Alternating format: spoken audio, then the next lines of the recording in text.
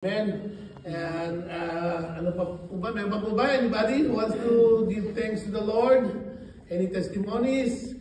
Alright, tapos na yung 2024. No? And then unfortunately, we were not able to meet one Sunday because most of us got sick. Right? With this flu-like symptoms. Right? Hindi naman COVID, pero parang gano'n na rin eh, yung sakit sa katawan. Right?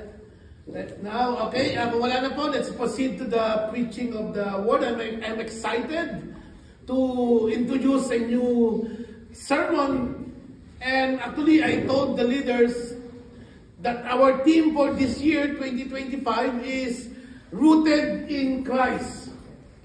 I want us to be deeply rooted in Christ, meaning that we make Jesus central to our lives. Ang gusto po natin ay maging sentro, upang tayo po'y lumalim, ay kailangan po maging central si Jesus sa buhay natin as a church, as a community, and as individual followers of Christ. So today we are going to begin our new message series through the book of Colossians. And I sent some message that let's start bringing our Bible. Let's start opening our Bible apps. But I would rather have us bring our physical Bible. Right? If you can. If you cannot, sabi kasi nila, maliit daw, hindi masyado makita. No, kaya mas gusto nila yung iPhone na i-zoom in nila. Laki. No? Because we are, this 2025 level up po tayo. Gusto ko lahat tayo ay lumalim yung ating pananampalataya sa Panginoon. That all of us will go deeper, you know, in our walk with the Lord. And the title of the series is Rooted in Christ. Colossians is an amazing book of the Bible. It is one of Paul's shortest letter. Maiksi lang po yun, yung Colossians. If you have your Bible with you. 95 verse lang po yun. Spread across 4 chapters. But it really packs a punch. Maliit lang siya, maiksi, pero matindi po yung mensahe ng Colossians. Saint Paul is writing, ito si Saint Paul, pakita ko, namit ko lang siya today sa to, ayan o, padala ng picture. Ayan. Si Saint Paul, according to the imagination ni Rembrandt, yung artist, no? Si Rembrandt, yan si Saint Paul. So Paul is writing to a church that he has never personally visited. Hindi pa siya nakakapunta sa Colossae, sa church na ito. Pero naging close sa kanyang puso, no? Kaya siya sumulat sa kanila. He takes a very personal interest in their life and well-being as a church. Kasi concerned si Paul sa church na ito dahil nagkakaroon ng mga false teachings. Ano ba yung malasakit ni Paul as a pastor? Naminig lang niya, hindi pa siya nakakapunta sa church na ito, but he heard that there's been some false teaching being spread into the church. And so sabi niya, sulatan ko nga sila at ipakita kung ano yung totoong gospel. So that's the reason of Paul writing to the church in Colossae. So we are calling this message Rooted in Christ, Living a Christ-Centered Life. Rooted in Christ.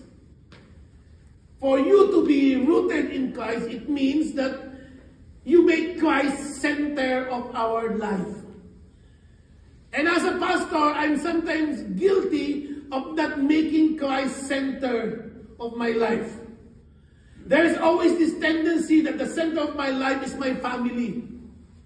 There's always this temptation that the center of my life is my calling as a pastor. But every believer, tayo po'y tinawag na gawin nating sentro si Jesus Christ sa buhay natin. Yung asawa ko, he did not die to redeem me. Erna did not offer her life to redeem me. Your family did not offer their life to redeem you. Si Kristo ang namatay sa cross. Hindi po yung pamilya nyo, hindi po yung trabaho nyo. It's Christ who died on the cross so we can be forgiven. And therefore, He must be central sa buhay natin. Sabi ko kanina kay Lucas, we are having breakfast, led by the Holy Spirit. Sabi ko, mga anak, starting tomorrow, we will, before you go to school, I want us to pray as a family. Now, my role now is becoming a pastor to them. Before, I focus on being a father. And I will always be their father. But now, I'm changing my role a little bit. I want to pastor them. I want to pastor Lucas. I want to pastor my family. Sabi ko, guys, you wake up early, okay? Get ready. Maaga sila gigising eh. And before we go to school, we're going to pray to the Lord. Uunahin natin ang Panginoon. Unahin natin sa buhay natin ang Diyos. Di ba yung sabi ni Pastor Nico nung Sunday, yung encouragement niya sa atin, ano may mangyari sa buhay natin pag tayo tumawag sa Panginoon. Ang Diyos ay laging handa na tayo ay tulungan. Pero kung hindi po sentro ang Diyos sa buhay natin, hindi tayo lalalim. Kaya ito sinasabi ko, hindi po, napaka-spiritual ni Pastor, hindi. I also struggle like you with laziness. Ayaw mag-pray, ayaw magbasa ng salita ng Diyos. But this is an invitation that all of us, 2025, na seryosohin natin. No? Yung ating pong pagsunod kay Kristo. Mapalad po tayo dahil dalawa pong pastor natin dito. Nandito si Pastor Rico.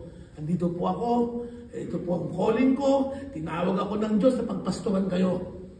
And I believe that. I strongly believe that. Na ito ang calling ko sa buhay na ito. Na pagpastoran po kayo. So ito yung gagawin natin. We want to be rooted in Christ. Because that is really what the Christian life is all about.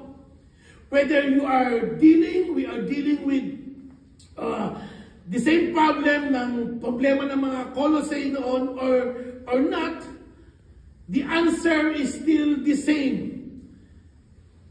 Keep Christ at the center and everything else will take care of itself. Unahin natin si Kristo, siya yung sa gitna ng buhay natin, everything else, everything will take care of itself. Sabi ni Jesus, seek ye first the kingdom of God and all of these things.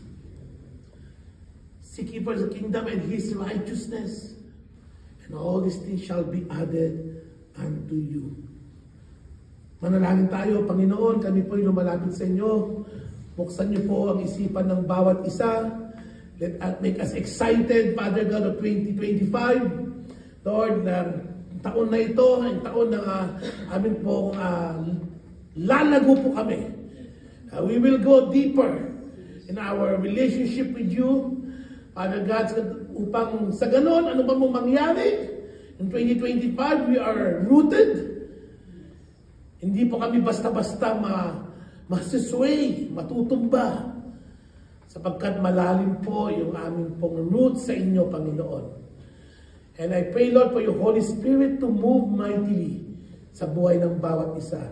In Jesus' name, amen. And amen. So this is just an introduction of the book of Colossae. Tignan natin muna yung city of Colossae. Yan, ang mapa. This is the map of Colossae. Ang Colossae ay nandito. Ito po ay ang modern day Turkey. Sino nakapunta ng Turkey?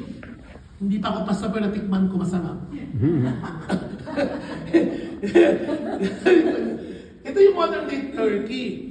Ito po yung Greece. Ito sa Greece, nakatatlong beses na yun ako nakapunta dito, 4. Si Erna, madami na. Nadaan nakita ko tong Thessalonica. Babasa ko yan, yung Corinto. Mga sinulatan ni Paul. Mga churches na inumpisahan niya, yung Philippi.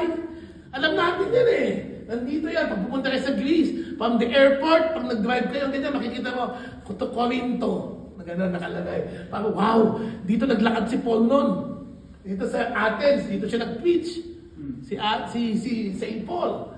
Sipin mo yun? At ano kay Erna kanina, paano kaya siya nagpunta sa Turkey? Naglakad kaya siya, nag-Uber, or lumangoy, nagbangka. Right? So, tinan mo nga, dito yung mga pinantang church. In our Bible, in the New Testament, we find 1st and 2nd Thessalonians. Sinulatan niya sila. Sa Bible natin, Philippi, the Philippians. Diba? Corinth, eto, sa atin, nakikita namin yan. Sparta. And then, nung time na simulatan niya ang Colossae, hulaan niyo na saan si Paul? Nasa jail, nasa Rome. So, ang jail siya, lahat niya. Saan ba yung Rome dito? Dito yung Italy, di ba? Oo, dito pa yun. Dito banda dito. Macedonia. So, yung Colossae, eto, nandito siya. Yung tatawag nilang Tri-City, tatlo, Hierapolis, Laodicea, Colossae. During that time, Colossae was a very successful wool trading ang business nila at that time. But then, after 400 years, according to the scholars, naghirap sila at ang yumaman itong Hierapolis at saka Laodicea. So at that time na sinulatan ni Paul ang Colossae, mayaman yung Colossae. Mayaman siya na city. So this is the modern day Turkey. Ito ngayon yung modern day Colossae. Yeah.